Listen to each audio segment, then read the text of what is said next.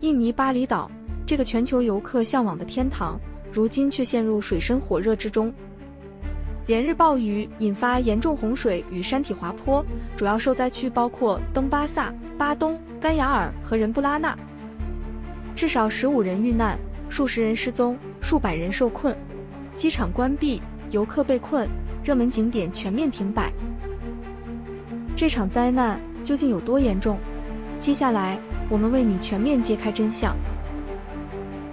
这场洪灾的源头是极端气候的叠加效应，季风低压携带海量水汽，叠加厄尔尼诺现象，导致巴厘岛连续数日暴雨。部分地区的单日降雨量突破历史极值，短时间内降雨集中，直接导致山体含水过饱，引发多起山体滑坡。这是自然与气候双重作用下的典型灾害。目前确认的重灾区包括登巴萨、巴东、甘雅尔和仁布拉纳。登巴萨的市区被洪水淹没，交通陷入瘫痪。巴东县的多条主要道路被洪水冲毁。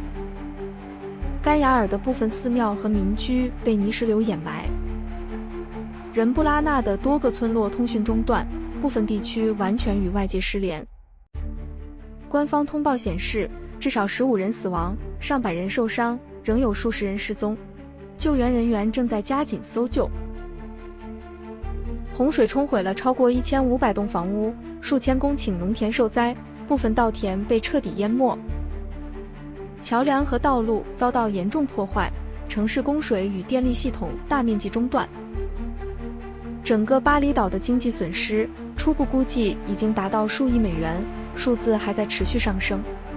对居民来说，这不仅是一场自然灾害，更是对生计的毁灭性打击。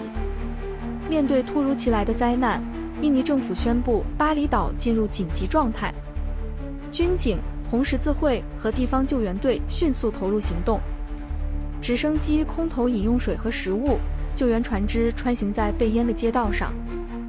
临时安置点已经接收了上千名无家可归的居民和滞留的游客。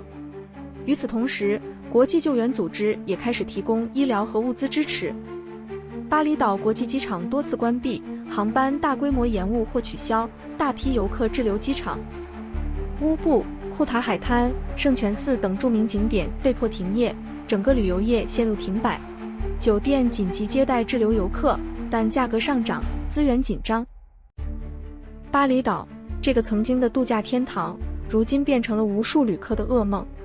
洪水在巴厘岛并非首次发生，但这一次规模堪称10年来最严重。与2022年的洪灾相比，这次降雨量更集中，破坏力更大。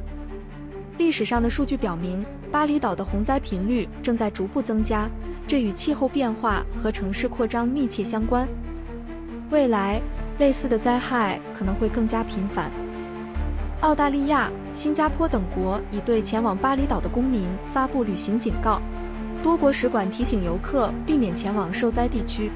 在社交媒体上，洪水视频迅速传播 ，TikTok、X 和 Instagram 上的灾害影像被数百万次转发。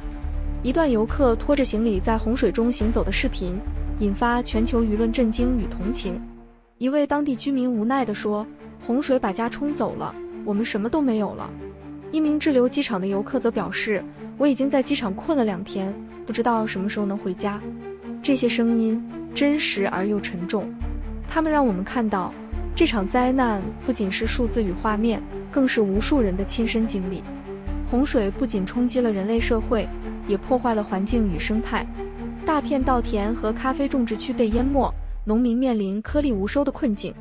河流携带泥沙和垃圾入海，水质受到严重污染，威胁到饮用水和海洋生态系统。珊瑚礁与渔业资源同样遭到破坏。旅游业是巴厘岛的支柱产业，如今却损失惨重，每天数百万美元的旅游收入因洪灾而蒸发。农业与渔业同样受创，基础设施的修复费用预计将高达数亿美元。洪水的阴影不仅笼罩在眼前，也笼罩在未来的经济发展之上。印尼气象局警告，未来48小时仍将有强降雨。专家担心2次灾害随时可能发生，尤其是山体滑坡和河流泛滥。政府呼吁居民和游客立即撤离危险区域，避免前往山区和河岸。灾难尚未结束，新的风险正在逼近。这场洪灾再次提醒我们，极端天气已经成为全球常态。无论是居民还是游客，都必须时刻关注官方预警，把生命安全放在第一位。如果你希望第一时间掌握全球灾害最新动态，请订阅频道并打开小铃铛。你的关注就是我们坚持报道的最大动力。这是小林 Jessie 的频道，小林每日6点晚为您更新当天的自然灾害与极端天气，包括地震、热带风暴、台风以及东亚与东南亚的气象灾害。每日9点半晚为您更新明天东亚与东南亚的天气预报、警报预览、气候风险与防灾提醒。除此之外，小林也为您周更灾害3部曲。周一是地震一览，周3是火山快报，周5是灾害速递。如有突发的重大灾害，将随时加更。请求订阅，感激点赞，您的鼓励是最好的回馈。小林在此感谢您的观看，愿您有美好的一天。